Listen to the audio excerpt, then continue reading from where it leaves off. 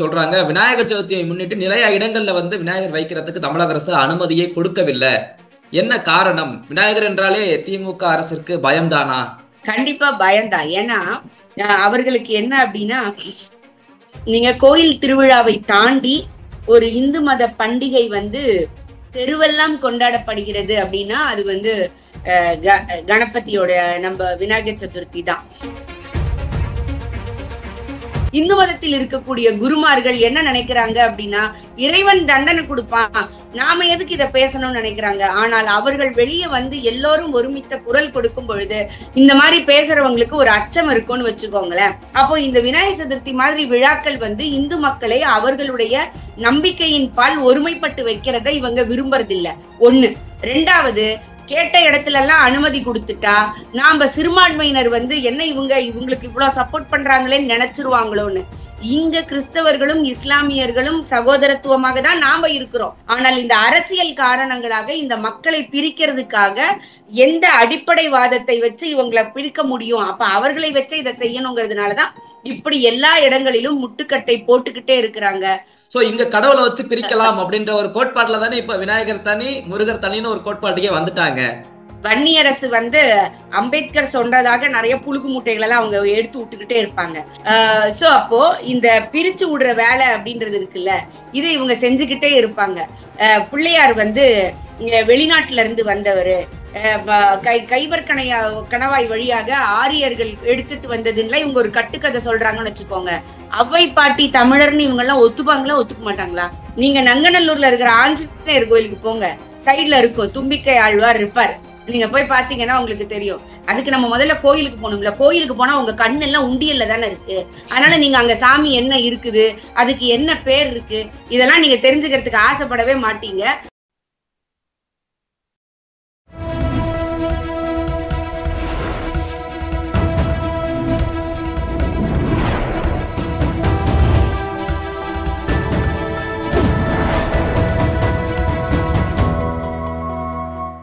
Channel 5 Tamil நேயர்களுக்கு வணக்கம்.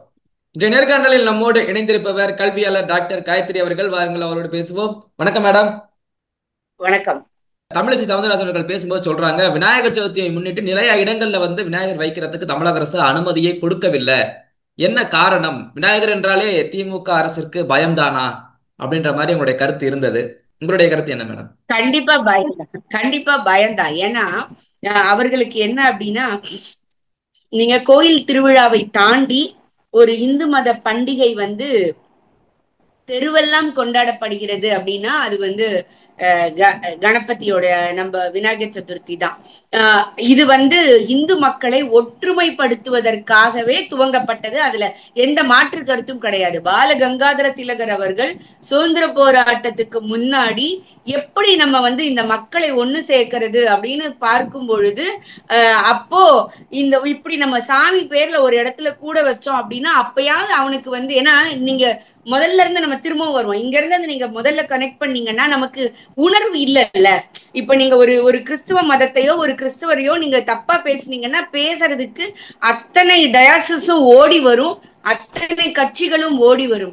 ஆனால் இந்து மதத்தை பொறுத்த வரைக்கும் நீங்க என்ன பேசினாலும் எனக்கு ரொம்ப வருத்தமான விஷயம் என்னன்னா, இந்து மதத்தில் இருக்கக்கூடிய குருமார்கள் என்ன நினைக்கிறாங்க அப்படின்னா, இறைவன் தண்டனை கொடுப்பான், நாம எதுக்கு இதை பேசணும்னு நினைக்கிறாங்க. ஆனால் அவர்கள் வெளியே எல்லோரும் ஒருமித்த குரல் கொடுக்கும் பொழுது இந்த மாதிரி பேசுறவங்களுக்கு ஒரு அச்சம் இருக்கும்னு வச்சுக்கோங்களேன். சோ அப்போ மக்கள் எல்லாரும் ஒண்ணு போல சேரும் பொழுதாவது நம்முடைய மதத்தின் மேல நம்முடைய பண்டிகைகளின் மேல ஒரு நம்பிக்கை இந்த சமுதாயம் ஒரு நல்லதை நோக்கி ஹாப்பி ஸ்ட்ரீட்டுக்கு கூட்டம் கூடுது. நீங்க பார்த்துதான் இருப்பீங்க. இப்ப பாத்திருப்பீங்க எங்கேயும் இந்த ஹாப்பி ஸ்ட்ரீட்டை பத்தி ஒரு பெரிய அணக்கமே இல்லாம இருக்கிறத நீங்க பாத்திருப்பீங்க. அவ்வளவு பெரிய எதிர்ப்புகள். நான் அவ்வளவு வெகுமெண்டா எதிர்த்துக்கிட்டே தான் இருந்தேன். ஏன்னா என் பிள்ளைதான் ரோட்ல போய் ஆடுது, ஒரு எம்எல்ஏ பிள்ளையோ ஒரு எம்பி பிள்ளையோ ரோட்ல போய் ஆடல. அதை நாம பார்க்கணும். அப்ப எதை நோக்கி இந்த சமுதாயத்தை எப்படி பாழ்படுத்துறதுக்கு அவங்க செஞ்சாங்கன்னு. அப்போ இந்த விநாயகர் சதுர்த்தி மாதிரி விழாக்கள் இந்து மக்களை அவர்களுடைய நம்பிக்கையின் பால் ஒருமைப்பட்டு வைக்கிறத இவங்க விரும்புறதில்ல. ஒண்ணு. ரெண்டாவது, கேட்ட இடத்துல எல்லாம் அனுமதி கொடுத்துட்டா நாம சிறுபான்மையினர் என்ன இவங்களுக்கு இவ்வளவு சப்போர்ட் பண்றாங்களேன்னு நினைச்சிருவாங்களோன்னு. இங்க கிறிஸ்தவர்களும் இஸ்லாமியர்களும் சகோதரத்துவமாக தான் நாம இருக்கிறோம். தனிப்பட்ட மனிதர்களாக. என் வீட்டுக்கு எய்த்தாப்புல என் வீட்டுக்கு பின்னால இஸ்லாமிய குடும்பங்கள் இருக்கிறாங்க. விநாயகர் சதுர்த்தி முடிஞ்சா நான் கொண்டு போய் அவங்களுக்கு பிரசாதத்தை கொடுத்தா சந்தோஷமா வாங்கிப்பாங்க. இதுல எங்களுக்கு எந்த மாற்று கருத்து இருந்தது கிடையாது. கிறிஸ்துமஸ் அன்னைக்கு அவங்க கேக் எடுத்துட்டு வருவாங்க. ரம்ஜான் அன்னைக்கு பிரியாணியை கொண்டு வந்து கொடுப்பாங்க. நீங்க நான்வெஜ் சாப்பிட மாட்டீங்களா, பாயாசம் கொண்டு வந்து கொடுக்குறோம்னு சொல்லிட்டு கொண்டு வந்து கொடுப்பாங்க. அப்போ நம்ம எல்லாமே பொது வெளியில ஒத்துமையாக தான் இருக்கிறோம். ஆனால் இந்த அரசியல் காரணங்களாக இந்த மக்களை பிரிக்கிறதுக்காக எந்த அடிப்படை வாதத்தை வச்சு இவங்களை பிரிக்க முடியும், அப்ப அவர்களை வச்சு இதை செய்யணுங்கிறதுனாலதான் இப்படி எல்லா இடங்களிலும் முட்டுக்கட்டை போட்டுக்கிட்டே இருக்கிறாங்க. ஆனால் எது எப்போ எப்படி நடக்கணுமோ அதை அவர் அப்படியே நடத்தி கொள்வார். நம்ம எப்படி தலைக்கீழ நின்னாலும் நடக்காது. ஏன்னா ஒவ்வொரு விஜயதசமி அப்பவும் நீங்க பாத்திருப்பீங்க, RSS ஓட மார்ச் பாஸ்டுக்கு இவங்க பிரச்சனை பண்ணுவாங்க. போன தடவை கோர்ட்டு சொல்லிச்சு, எவ்ரி டைம் என்கிட்ட நீ வரக்கூடாது, போன தடவை என்ன கொடுத்தனோ அதுதான், அடுத்த தடவை நீ இப்படி வந்தா இங்க நடக்கிறதே வேறன்னு சொல்லி உங்களுக்கு ஜட்ஜ்மெண்ட் கொடுத்துருச்சு. இப்ப அடுத்த போராட்டம் நவராத்திரியை ஒட்டி அது வரும் உங்களுக்கு. Okay ma'am. இல்ல இத்தனை நாட்களாக பார்த்து நம்ம அந்த கடவுள்ன்ற பார்ட்டுக்குள்ளே வரல திமுக. ஆனால் இப்போது பாத்தீங்கன்னா விநாயகரை வட திசையில் உள்ள கடவுளாகவும், முருகர் தமிழ்நாட்டுக்கான கடவுள் மாநாடு கூட நடத்தினாங்க. சோ இங்க கடவுளை வச்சு பிரிக்கலாம் அப்படின்ற ஒரு கோட்பாட்டுல தானே இப்ப விநாயகர் தனி முருகர் தனின்னு ஒரு கோட்பாட்டுக்கே வந்துட்டாங்க. எப்படி அதாவது வன்னியரசு அம்பேத்கர் சொன்னதாக நிறைய புழுகு மூட்டைகள் எல்லாம் அவங்க எடுத்து விட்டுக்கிட்டே இருப்பாங்க. ஆனால் அம்பேத்கர் ஆரியத்தையும் திராவிடத்தையும் பத்தி பேசும்போது என்ன சொல்லியிருக்காருன்றத அவங்க படிக்கணும். ஓகேங்களா? சோ அப்போ இந்த பிரிச்சு விடுற வேலை அப்படின்றது இருக்குல்ல, இதை இவங்க செஞ்சுக்கிட்டே இருப்பாங்க. பிள்ளையார் வெளிநாட்டுல இருந்து வந்தவரு, கைபர் கணவாய் வழியாக ஆரியர்கள் எடுத்துட்டு வந்ததுல இவங்க ஒரு கட்டுக்கதை சொல்றாங்கன்னு வச்சுக்கோங்க. அவ்வை பாட்டி தமிழர்னு இவங்க எல்லாம் ஒத்துப்பாங்களா, ஒத்துக்க மாட்டாங்களா? அவ்வை பாட்டி யார வேண்டி அவர்கள் விநாயகர் அகவல்ல இருந்து மற்றதெல்லாம் பண்ணாங்கன்றது இந்த ஊருக்கே தெரியும். நம்முடைய இலக்கியங்கள்ல விநாயகருக்கு எவ்வளவு முக்கியத்துவம் இருக்கு அப்படிங்கறத நமக்கு தெரியும். அப்படி இருக்கும் பொழுது அவரை ஒரு வெளிநாட்டு கடவுள் போலவும் அங்கிருந்து வந்தது ஆரியர்கள் கொண்டு வந்ததுன்ற கதையெல்லாம் இவங்க பரப்பி விட்டுக்கிட்டு இருக்காங்கல்ல, இதெல்லாம் என்னைக்கோ இந்த மக்கள் கிட்ட இருந்து போயிடுச்சு. எல்லா கோயிலையும் நாம பாக்குறோம், விநாயகர் சன்னதி இல்லாத கோயில்களே கிடையாது. ஈவன் இவர்கள் சைவம் தனி வைணவம் தனின்னு பிரிச்சு பிரிச்சு போடுவாங்க.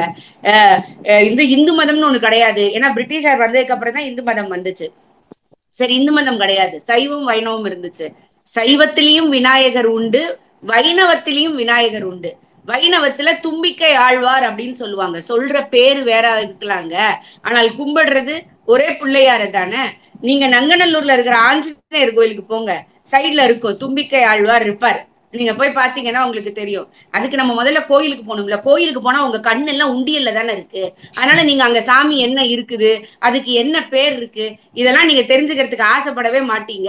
அப்படி நீங்க ஒரு இலக்கியத்தை படித்தோ இல்ல இங்க என்னதான் இருக்கு இந்த கோயில்கள்ல அப்படின்னு தெரிஞ்சிருந்தாலோ, உங்களுக்கு கோயில் அப்படின்னா ஆபாச சிலைகள் இருக்க இடம்னு இவரும் பேச மாட்டாரு, திருமாவளவனும் பேச மாட்டாங்க, உண்டியல கண் வைக்கிற டிஎம்கேயும் அறநிலையத்துறையும் அதை பேசாது.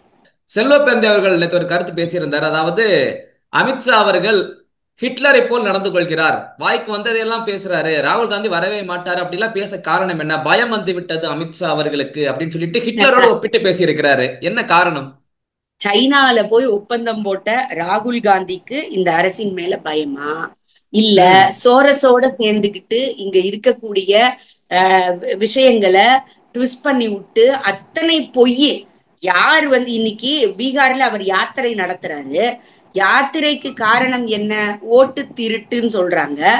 எந்த தேர்தல் கமிஷனை ஓட்டு திருட்டுன்னு எந்த டாக்குமெண்ட்டை வச்சு சொன்னீங்களோ அந்த டாக்குமெண்ட்டை சொந்தக்காரர் சொல்லிட்டாரு, நாங்க தப்பா கால்குலேட் பண்ணிட்டோம், எங்களை மன்னிச்சுக்கோங்கன்னு சொல்லிட்டு. அப்போ யாருக்கு யார் மேல பயம் வந்துருச்சு, இனிமேல் நாம ஜெயிப்பதற்கே வாய்ப்பில்லை அப்படின்னு நினைச்சு இல்லாததையெல்லாம் அள்ளி விட்டு போராட்டங்கிற பேர்ல ஒண்ணு சொல்லட்டுங்க. இதுக்கு முன்னாடி 5 வருஷம் வயநாட்டுல இவர் ராகுல் காந்தி இருந்தார் இல்லைங்களா, இப்ப அமைதியில இருக்காரு இல்லையா, என்ன அவருடைய தொகுதிக்காக பார்லிமெண்ட்ல இதுவரைக்கும் பேசியிருக்காரு அப்படிங்கறத அவங்க ஒரே ஒரு லிஸ்ட் செல்வ பெருந்தகை போட்டுறட்டும். நான் இனிமே அரசியலே பேசல.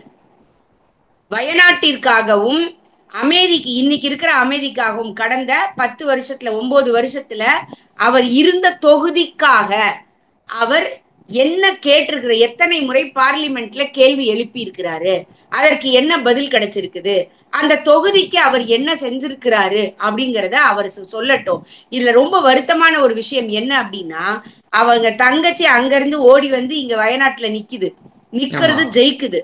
ஜெயிச்சதற்கு பிறகு அந்த அந்த பிரியங்கா என்ன பண்றாங்க, வயநாட்டில் இருக்கக்கூடிய அந்த மலை சரிவுல அந்த சரிஞ்ச மக்களுக்கு எனக்கு இழப்பீடு கொடுங்க, இதற்கு இது செஞ்சு கொடுங்க, அங்க உள்ள பாதுகாப்புக்கு இதை கொடுங்க அப்படின்னு ஒன்னொன்னா அவங்க கேக்குறாங்க. ஆனால் 5 வருஷத்துக்கு முன்னாடில இருந்து நீங்க அங்க இருந்தீங்களே, இன்னைக்கு உங்க தொகுதியில நீங்க அமைதியில இருக்கீங்களே, என்ன கேட்டிருக்கீங்க? உங்க தொகுதிக்குன்னு இது வரைக்கும் நீங்க என்ன கேட்டிருக்கீங்க?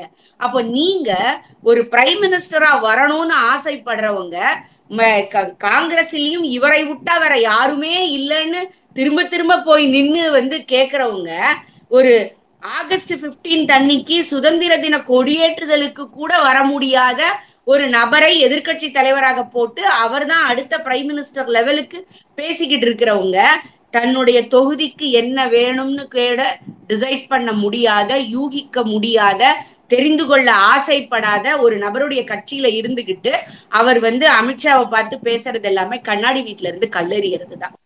ஹிட்லரை ஒப்பிட காரணம் என்ன மேடம்? ஹிட்லர் வந்து சர்வாதிகாரி அப்படின்றது இவங்களுடைய எண்ணம். ஆனால் இதே ஹிட்லர் மாதிரி இருப்பேன்னு உங்களுக்கு 2021 மே மாசம் ஒருத்தர் சொன்னாரு, உங்களுக்கு அது ஞாபகம் வந்திருக்கணும். தவறு செய்யும் பொழுது நான் ஹிட்லர் மாதிரி நான் வந்து சர்வாதிகாரத்தோட நடந்து அதை ஒடுக்குவேன் அப்படின்னு சொன்னது யாரு? இரும்பு கரம் கொண்டு ஒடுக்குவேன்னு சொன்னாரு. இந்த ஹிட்லர் இரும்பு கரம்லாம் இப்ப என்ன ஆச்சுங்கிறது தெரியல. அவர் இப்படி திரும்பி பார்த்து சொல்லியிருந்திருக்கணும், ஸ்டாலினை இப்படி திரும்பி பார்த்து அமித்ஷாவை சொல்லிட்டாரு. ஏன்னா அவங்களுக்கே என்ன பண்றதுன்னு தெரியல. என்னடா ஒன்னொன்னா சொல்லிக்கிட்டே இருக்கிறாங்க, செஞ்சுக்கிட்டே இருக்கிறாங்க. அதற்கு தகுந்தாற் போல நீங்க பாருங்க, நம்ம இதை வச்சு ஒரு மிகப்பெரிய அரசியல் பண்ணலாம்னு நினைச்சோம். நீங்க ஒவ்வொரு கூட்டத்தொடர் நடக்கும் போதும் நீங்க பாருங்க, ஏதாவது ஒரு விஷயத்தை இவர்கள் கணக்குல எடுப்பாங்க. நீங்க வந்து ஒரு தடவை பாத்தீங்கன்னா ரஃபேல் எடுத்தாங்க, ஒரு தடவை பாத்தீங்கன்னா பெகசஸ் மாதிரி ஒரு திட்டத்தை எடுத்துட்டு வந்து அதை பத்தி பேசினாங்க. ஒட்டு கேட்கிற அந்த ஒட்டு கேட்டுட்டாங்க, எங்களுக்கு அந்த கருவியை வச்சுட்டாங்க, அதை வச்சு இதெல்லாம் பண்ணாங்கன்னு சொல்லி அதை ஒரு தடவை பண்ணாங்க. ஒரு தடவை வந்து நம்ம சிஐஏ வச்சு பண்ணாங்க. சோ இப்படி ஒவ்வொரு தடவையும் நாடாளுமன்றத்தை முடக்குவதற்கு ஏதாவது ஒரு விஷயம் தேவைப்படும். அதற்கு பிறகு வெட்கம் இல்லாமல் கோர்ட்ல போய் நின்று எல்லாத்துக்கும் சேர்த்து மன்னிப்பும் கேட்பாங்க அவங்க. அது அவங்களுடைய பழக்கமா போச்சு. அது மாதிரி உள்ள விஷயமா எடுத்துட்டு நாம போய்கிட்டே இருக்கணும். ஓகே மேம், இப்போது துணை குடியரசுத் தலைவருக்கான அந்த வேட்பாளர்ல என்டிஏ சார்பாக சிபி ராதாகிருஷ்ணன் இருக்கிறார். இப்போது அவரை ஒரு தமிழராக பார்த்து ஆதரவு தெரிவிக்கணும்னு சொல்லிட்டு இங்க இருக்கக்கூடிய பாஜக சில ஆதரவு கட்சிகள் எல்லாம் சொல்லும் பட்சத்துல இவங்க எல்லாம் இண்டி கூட்டணி தான் சப்போர்ட் பண்றாங்க. இங்க தமிழரை அவங்க ஒரு முக்கிய நபராக பார்க்கவில்லையோ இந்த இண்டி கூட்டணி? நீங்க சிபி ராதாகிருஷ்ணன் அவர்களை முக்கிய நபராக நீங்க பார்க்கவே வேண்டாம். எனக்கு நீங்க பார்க்கணும்லாம் இல்லை. ஏன்னா நீங்க ஓட்டு போட்டுதான் அவர் ஜெயிக்கணுங்கிறது இல்லைன்னு வச்சுக்கோங்க. ஆனால் இண்டி கூட்டணியை வழி நடத்துவது யாரு? நாங்க தான் வழி நடத்துறோம். எங்களுடைய அருமை தளபதி ஸ்டாலின் தான் வழி நடத்துறாரு. பிரதமராகும் தகுதி அவருக்கு இருக்குதுன்னு பேசுறாங்க இல்லையா? அந்த பிரதமராகும் தகுதி இருக்கக்கூடிய நபர்கள் எல்லாம் என்ன செய்யறாங்கன்னு நம்ம பார்க்கணும். அப்ப இண்டி கூட்டணியிலேயே வலுவான கூட்டணி எது? திமுக தானே. அப்ப திமுக எங்க இருக்கு? தமிழ்நாட்டுல இருக்குல்ல. அப்ப ஏன் போட்டிக்கு இன்னொரு தமிழரை உங்களால் நிப்பாட்ட முடியல? அப்போ ஒரு போட்டிக்காக கூட உங்களை தமிழர்களை கன்சிடர் பண்ற இடத்துல இண்டி கூட்டணியே இல்லை. அததான் நம்ம புரிஞ்சுக்கணும். நான் சிபி ராதாகிருஷ்ணனை சப்போர்ட் பண்ணுங்கன்னு நான் சொல்ல மாட்டேன், ஏன் சப்போர்ட் பண்ணலன்னு கேட்க மாட்டேன். ஆனால் நான் கேட்கறது, நாங்க தான் இண்டி கூட்டணி வலுவான நபர்கள், நாங்க தான் வழி நடத்துறோம்னு இண்டி கூட்டணியை கட்டமைச்சோம் அப்படின்னு சொல்லக்கூடியவர்கள் போட்டிக்காக கூட தமிழகத்திலிருந்து ஒரு நபர்களை தேர்வு செய்ய வைக்க சம்மதிக்க வைக்க முடியாத நிலைமையில தான் அந்த கூட்டணி இருக்கு அப்படிங்கிறதையும், தமிழர்களை ஒரு போட்டியாளராக கூட கருத தயாராக இல்லை அப்படி இண்டி கூட்டணி அப்படிங்கிறதையும் தான் இதை நம்ம புரிஞ்சுக்க வேண்டிய விஷயம். எங்களுடைய பல்வேறு கேள்விகளுக்கு உங்கள் நேரத்தை ஒதுக்கி பதில் தமைக்கு ரொம்ப நன்றி. தொடர்ந்து பேசுவோம்.